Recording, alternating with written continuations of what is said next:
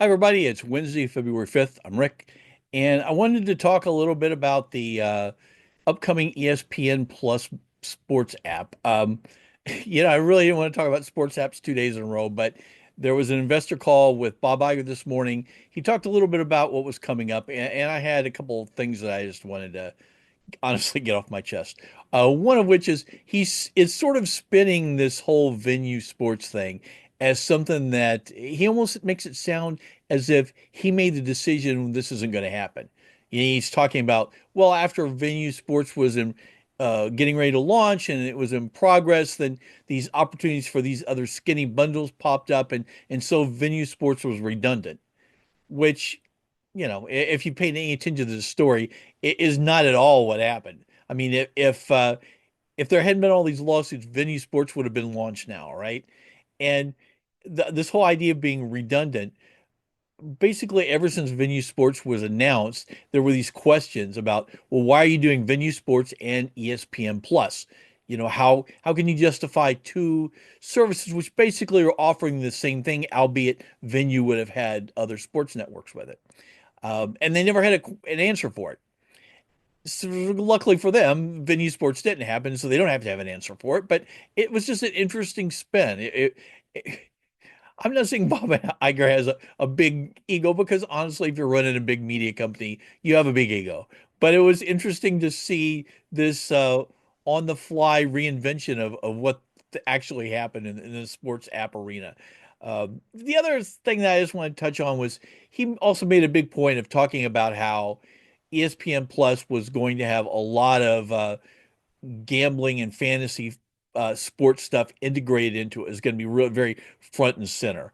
So really, number one, I'd like to know, what do I have to pay to not get fantasy sports and gambling stuff thrown at me through the entire game? I mean, I'd honestly pay $20 more a month to not have to see that. And there's really two issues I have with the gambling side of it, which is I think we're going to see over the next few years the gambling issue. There's going to be a lot more people with gambling problems. It's going to be a touchier cultural issue for these media companies. And just the other side of it is a terrible viewing experience. I mean, if you don't happen to be gambling on the game, hearing it just nonstop is incessantly annoying. My wife and son watch Islanders games. They love Islanders, and so they spend a lot of time watching Islanders games. I keep catching little bits and pieces of the game, and the sports talk, the sports betting is just nonstop. The various anchors and reporters is talking about, hey, this is there going to be overtime? Blah blah blah. These are the odds. Go to this gambling site. Hey, is someone going to throw the puck into the audience? Go and bet. It's just it's horrible. It's just a terrible viewing experience.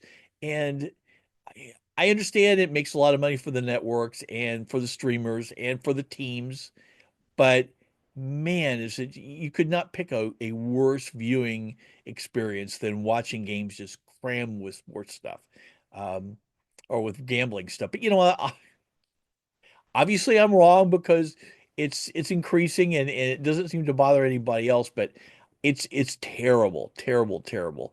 Um, and we'll see what happens. It's going to be interesting to see as more stories are popping up of people gambling their life savings and doing various crimes to try and pay it back, how that's going to impact the sports networks and the team's willingness to just embrace this betting wholeheartedly. But if I've learned one thing from reporting on this industry, greed pretty much will overcome all sorts of moral qualms. And on that happy note, I will see you tomorrow. Thanks.